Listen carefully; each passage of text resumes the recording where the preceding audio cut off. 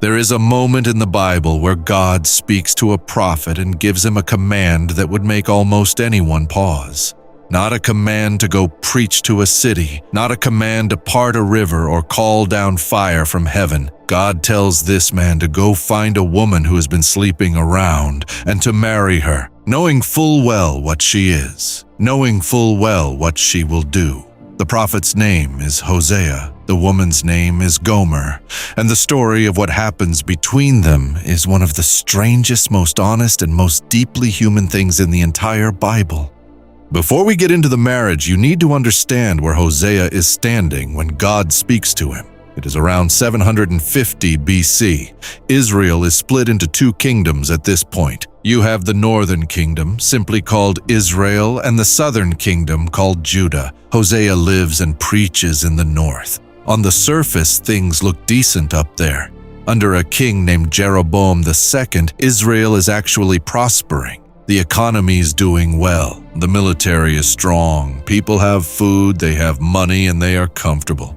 But underneath all of that, the society is rotting. The rich are squeezing the poor. Corruption is everywhere. The priests are worthless, more interested in the offerings than in actually teaching people anything. And the people have been chasing after other gods for so long that many of them do not even realize they are doing it anymore. That last part is the thing Hosea focuses on the most, and to understand why it matters so much, you need to understand what these other gods actually were. The main one was called Baal. Baal was the storm god, the fertility god, the god the Canaanites believed controlled the rain and the harvest. And when the Israelites moved into Canaan, the temptation to also worship Baal was enormous, because these people were farmers now, and farming is completely dependent on rain. The worship of Baal was not some abstract spiritual thing either. It was physical and it was sensual. The Baal shrines had what were called sacred prostitutes, both men and women. And the idea was that by performing sexual acts at the shrine, you were sort of imitating the gods and encouraging Baal to act and bring rain and fertility to the land. It was a worship system built entirely around pleasure and results, one where you did not have to commit to anything or change how you lived. You just came to the shrine and got what you wanted and left. And Israel had been drifting toward this for generations. God is furious about it.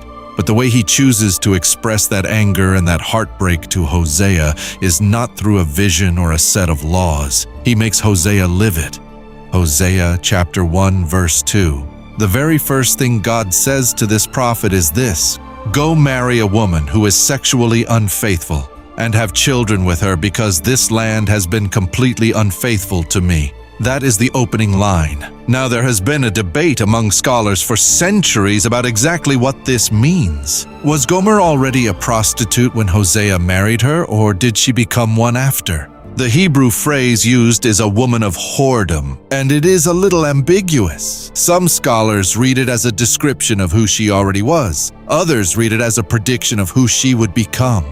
What most scholars do agree on is that this was a real marriage between real people, not a dream or a vision or a parable. Hosea actually married this woman. He actually had 3 children with her. This actually happened, and God's reason is stated plainly: "Because the land has been unfaithful to me." Israel has been chasing after Baal the same way a spouse chases after other lovers behind their partner's back. God wants Hosea to feel that, not just preach it. He wants Hosea to understand from the inside what it actually feels like to love someone fully who keeps choosing someone else. You can read this in a lot of ways. Some people find it uncomfortable, and honestly, that is a reasonable reaction. But notice what God is doing here. He is not just handing down a law or issuing a warning. He is personalizing his own pain, and he is doing it through the life of a man who is completely willing to obey even when the command makes no comfortable sense. Hosea and Gomer have 3 children together, and God gives each of those children a name, and each one is a message to the nation. The first child is a son named Jezreel. That name refers to a valley in Israel where a king named Jehu once carried out a massacre, killing the entire royal family and a lot of other people in the name of God. Jehu thought he was doing the right thing, God did not fully see it that way. By naming the child Jezreel, God is saying the consequences of that violence are still coming for the house of Israel. The bloodshed there has not been forgotten. The second child is a daughter. God tells Hosea to name her Lo-Ruhamah. That word means not pitied or no more mercy. God is saying that the patience he has had with the northern kingdom has run out. He will not keep shielding them from the consequences of their choices. The third child is a son. His name is Lo-Ammi. It means not my people. That one is brutal. God is essentially saying that Israel has broken the relationship so completely that he is formally setting aside the covenant. You have rejected me enough times that I am now saying out loud, you are no longer mine. 3 children, 3 names, judgment, withdrawal of mercy, and then the worst thing of all, abandonment of the relationship entirely. But here is the thing that makes Hosea so strange and so compelling as a book. God does not stop there. Right after he names the third child and says, not my people, he almost immediately says, but one day I will call them my people again. One day I will say to those I called not loved, you are loved. The back and forth between judgment and restoration in this book is relentless.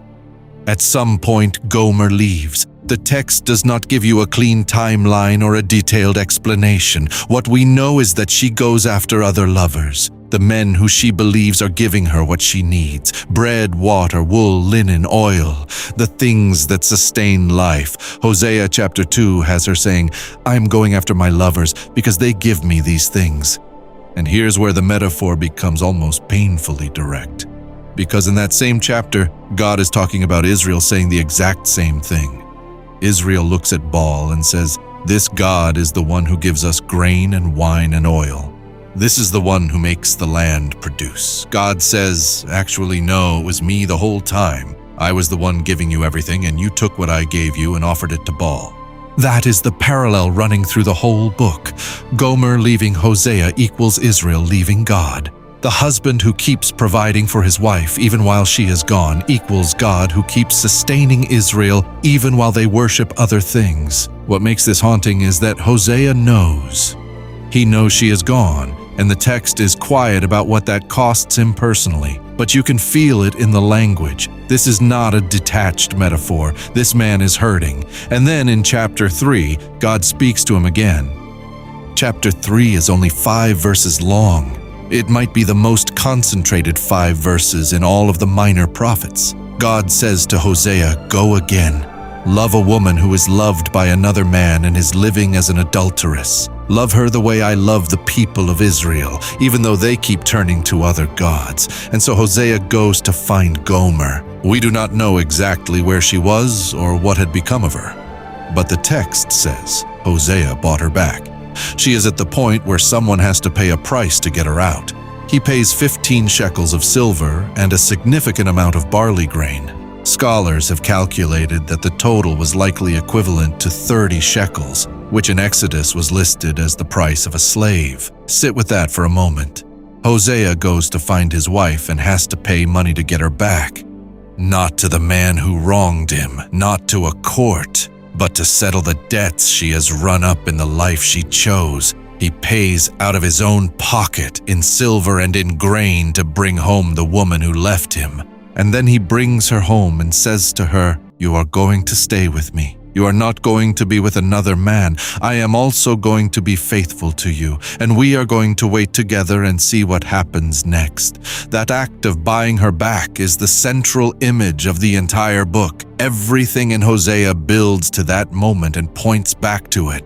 Because what Hosea does for Gomer is exactly what God says he is going to do for Israel. Go after them. Pay the price, bring them home, not because they earned it, not because they cleaned themselves up first, but because the love he has for them is stronger than the list of things they have done. There is also a detail that Bible scholars have pointed out over the centuries, one that is either a remarkable coincidence or the kind of thing you only see in hindsight. The price Hosea pays to redeem Gomer, 30 pieces of silver equivalent, is the same number later associated with the betrayal of Jesus. The comparison goes in two directions at once. Hosea pays 30 pieces of silver to get back the woman who betrayed him. Jesus is sold for 30 pieces of silver by the man who betrayed him. Redemption and betrayal, the same price, running through the whole story. After chapter 3, Hosea stops telling us about his marriage. For the rest of the books, chapters 4 through 14, he just preaches. He goes through a long series of accusations against Israel, cataloging what they have done and where it is going to lead. He talks about the priests who are useless. He talks about the politicians making deals with Assyria and Egypt for military protection instead of trusting God. He talks about people going to the shrines on the hillsides and doing things that Hosea describes in language that is clearly meant to make his audience uncomfortable. There is one verse in particular that has become famous. Chapter 6, verse 6, God says, "I desire mercy, not sacrifice. I want acknowledgement of who I am, not burnt offerings." That verse is so important that Jesus quotes it twice in the New Testament.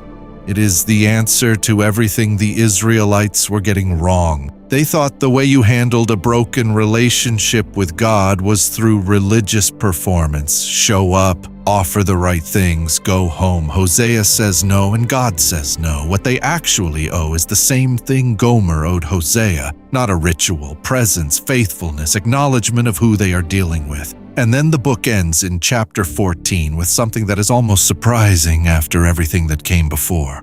God says, "Return to me, just come back. I will heal their unfaithfulness and love them freely. My anger has turned away from them, freely." That word is the whole book in one syllable. The reason Hosea still matters is not because the Israelites worshipped Baal specifically, although understanding that context helps you see what was really going on. It matters because the book is about a kind of love that does not calculate, that does not weigh what someone has done and decide whether they deserve to be pursued. Hosea has every human reason to let Gomer stay wherever she ended up. He has been humiliated. He has 3 children with confusing and painful names. He has a ministry to run. He does not go after her because she earned it. He goes because God tells him that this stubborn, embarrassing, costly act of going to get someone back when they did not ask to be gotten back is what love actually looks like when it is serious. That is the message of the book. Not that betrayal is acceptable, not that consequences are fake, but that the one who was wronged is also the one willing to pay to fix it. That is the strange, difficult, very human picture at the center of one of the oldest books in the Bible. Thanks for watching. These videos take me a long time to make, so please consider subscribing. See you in the next one.